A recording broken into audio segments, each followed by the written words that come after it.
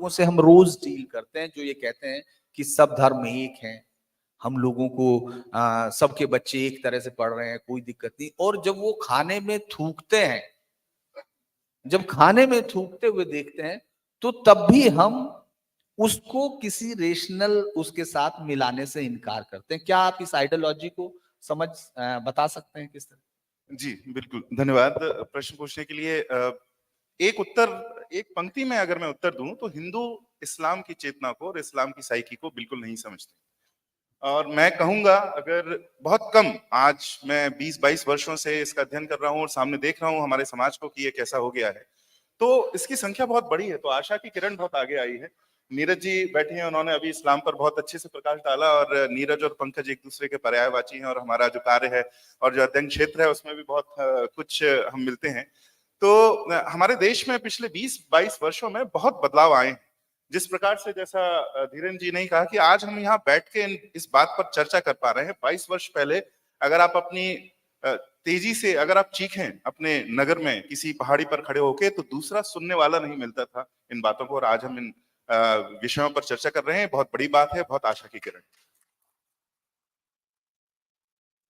परंतु जितना प्रतिशत हिंदू को चेतन होना चाहिए, और इसका अर्थ यह नहीं कि 100% हिंदुओं को एक रूप से ही चेतन होना चाहिए या तभी काम चलेगा, हमें हम ये कह सकते हैं वह प्रतिशत चाहिए जो अपनी मांगे इतनी तेज कर दे कि बाकी की जो फेंस सिटिंग हिंदूज हैं, जो चुपचाप रहते हैं, जो सबसे अधिक शोर मचाते हैं, उस तबके की बात मान लेते हैं।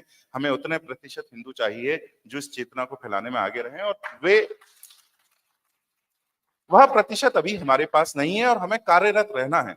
आज से कुछ 40 वर्ष पहले जब राम जन्मभूमि आंदोलन के लिए जब कार्य चल रहा था, तब दो बड़े दिग्गज सीताराम जी और रामस्वरूप जी ने, जिनके कंधों पर आज हम सभी खड़े हुए हैं, जब इस्लाम और ईसाइयत का हम आलोचना करते हैं, तो उन्होंने एक पूरा वाङ्मय जो बनाया जिसमें इस्लाम का पहली बार और ईसाइयत का पहली बार पूर्व पक्ष किया, और वहां से ये चेतना फैलना बहुत अच्छे से आरंभ हुई, और आज हमारे अंदर ये बढ़ रही है।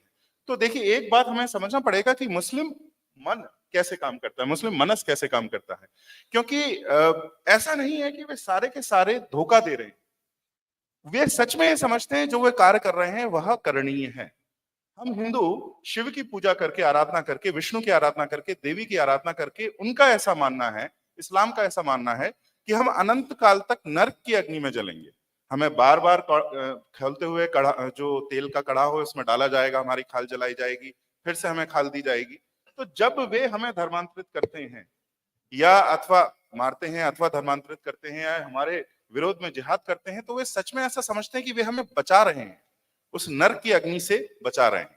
अब ऐसा ये कैसे हो जाता है? जैसे इजराइल फिलिस्तीन का आपने अभी जो जहां से आरंभ किया, अब आप ये देखिए कि इजराइल जब फिलिस्तीन ने, हमास ने जब आक्रमण किया, तो कुछ 1200 इजरायलियों का बहुत ही निर्मम, जिसमें ऐसा कहा जाता है कि 3 महीने के बच्चों को माइक्रोवेव भी किया गया है, इस प्रकार से भी उन्होंने घटनाएं की। तो लेकिन 1200 जान उन्होंने ली, और सिपाहियों को मेरे पास अभी काउंट नहीं है, मेरे ख्याल से 300-400 कुछ और जो इजरायली सिपाही हैं, यहूदी सिपाही हैं, वे मारे गए। तो पूर्ण जो हमारे पास अंक आता है वह 1700, 1800 या 2000 इजरायली यहूदी मारे गए हैं। उत्तर में जब इजराइल ने आक्रमण करते हैं तो अभी तक कुछ 45,000 फिलिस्तीनी मुसलमान मारे जा चुके हैं उस समय।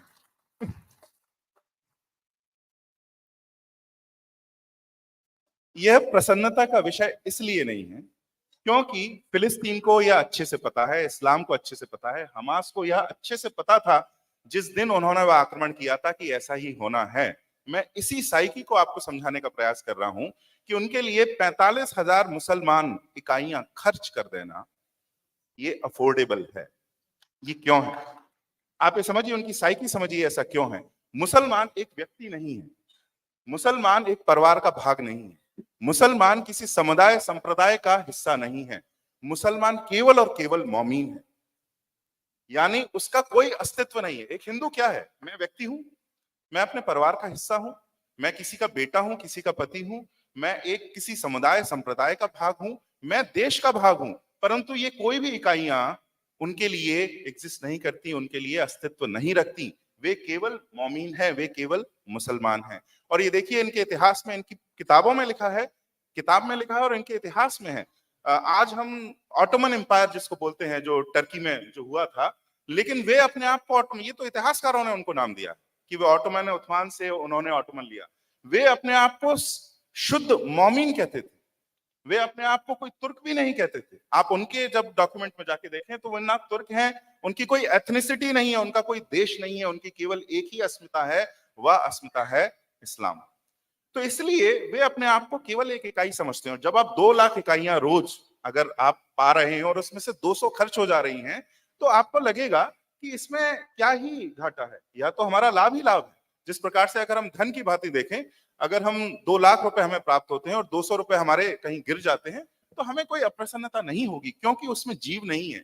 हम सोचेंगे हमें तो लाभ ही हुआ ना, हमें तो बहुत सारा लाभ हुआ, लगभग 2 लाख का लाभ हुआ, बस 200 का नुकसान हुआ। यही जो साइकी है वह इस्लाम की है, क्योंकि सबसे पहले जो मुसलमानों का अमानवीयकरण है, वह कोई दूसरे नहीं करते हैं, वह इस्लाम ही करता है। उनके लिए मुसलमान मनुष्य नहीं है, वे केवल इस्लाम की एक इकाई है, सोल्जर्स है। जिस तरह से वीडियो गेम खेलते हैं, वीडियो गेम में अगर आप 10 अपने सोल्जर सेक्रीफाइस करके अगर आप जीतते हैं, तो आपके लिए कोई खेद दुख की बात नहीं है, उनके लिए भी है इसी तरह से है। तो इनकी साइकी हमें समझना पड़ेगा कि जब तक उनका मुख्य लाभ हो रहा है, तब तक उनको कोई उसमें संदेह नहीं है।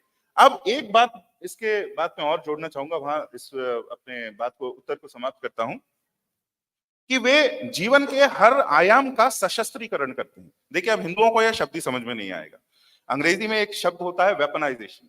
वेपनाइजेशन का अर्थ है कि आप किसी ऐसे जीवन के आयाम को जो शस्त्र की तरह प्रयोग नहीं होता है, उसको भी शस्त्र की तरह प्रयोग करना आप सीखें।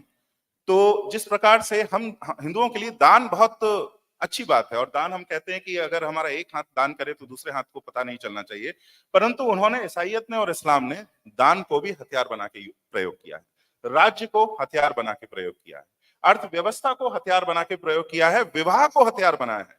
हम जब एक हिंदू जब विवाह की कल्पना करता है तो उसको लगता है कि उसको ऐसा साथी मिले जिसके संग सुख, सौहार्द, संतति यह उसका फल हो। लेकिन जब वे विवाह करते हैं तो उनको ऐसा लगता है कि उनकी जो राजनीतिक, जो मजहबी मानसिकता है, वो कैसे आगे बढ़े। अब इसकी हम कल्पना ही नहीं कर सकते, परंतु हमें कल्पना करनी होगी, क्योंकि ऐसा एक गुट है जो ऐसी कल्पना पर ही आधारित है।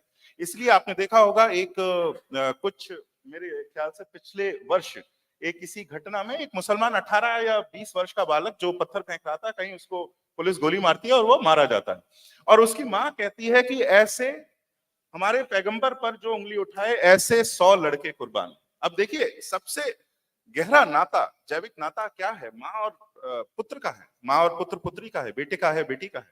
अब एक माँ भी अगर ऐसे कह रही है तो उसके मन में वहां माँ नहीं है, बेटा बेटा नहीं है, वे दोनों इस्लाम की इकाइयां हैं, और इसमें एक इस्लाम की इकाई लग जाती है इस्लाम की सेवा में, तो उनको कोई उससे घाटा नहीं है। तो ये जीवन के हर एस्पेक्ट को किस तरह से सशस्त्रीकरण करते हैं, यहां तक कि ये मृत्यु का भी सशस्त्रीकरण करते हैं। और मैं केवल जिहाद की बात नहीं कर रहा हूं, यहाँ जितने बैठे हैं लगभग जो आप माननीय गण, वे जिहाद को तो मुझे लगता है कि अच्छे से समझते हैं, परंतु आप देखिए कि जिहाद के बाद इनका, मृत्यु के बाद इनका शव भी जिहाद करता है। कैसे जिहाद करता है? ये ईसाइयत भी इसमें, इस्लाम ने शायद ही कोई, कदाचित ही कुछ नया इन्वेंशन किया है, वह सब जो है इनके यहाँ वह ईसाइयत के अंदर पहले से ही था, उन्होंने कुछ भी नया नहीं किया है। तो जब हिंदू की मृत्यु होती है, एक हिंदू की मृत्यु होती है, तो उसको जाके शमशान में जला दिया जाता है, वह राख हो जाता है, राख को नदी में बहा दिया जाता है। आप 1 लाख वर्ष तक, 10 लाख वर्ष तक एक ही इतने बड़े मैदान में हिंदुओं को जलाते रहिए, वह प्रकृति पर उनका चिन्ह जो है वह कहीं नहीं दिखेगा। ये एक बहुत सुंदर ढंग है, अगर आप प्राकृतिक रूप से देखें, अगर आप इकोलॉजिकल दृष्टि से देखें, तो बहुत सुंदर ढंग है ये जीने का, और जीवन से पार मृत्यु का भी एक बहुत सुंदर ढंग है। परंतु जब एक ईसाई अथवा मुसलमान की मृत्यु होती है, तब क्या होता है? उसको गाड़ा जाता है, और ईसाइयत तो इसमें और भी आगे है कि वो एक ताबूत में गाड़ते हैं, लाश बहुत दिनों में सड़ती है, बहुत मासों में सड़ती है, और उसके ऊपर एक हेड स्टोन लगाया जाता है, यानी उस स्थान पर कम से कम 150-200 वर्ष तक कोई और लाश नहीं गाड़ी जा सकती। तो मृत्यु के बाद इनका शव भी लैंड जिहाद करता है। आपका देश को, आपके देश को एक कब्रिस्तान बनाया जा रहा है। तो देखिए, ये इस्लाम और ईसाइयत ने ही सारे ये इन्वेंशन किए हैं, उसके बाद इस्लाम ने उसको कॉपी किया है। जीवन के हर आयाम को, मृत्यु के हर आयाम को हथियार बना के कैसे प्रयोग करना है, तो यह बात हिंदुओं को समझनी पड़ेगी कि कैसे जीवन का हर आयाम हथियार की भांति ही वे प्रयोग करते हैं, तब हम जाके उनसे लड़ने की शक्ति प्राप्त कर पाएंगे। बस मैं इतना कहना। धन्यवाद। मैं अभी दरअसल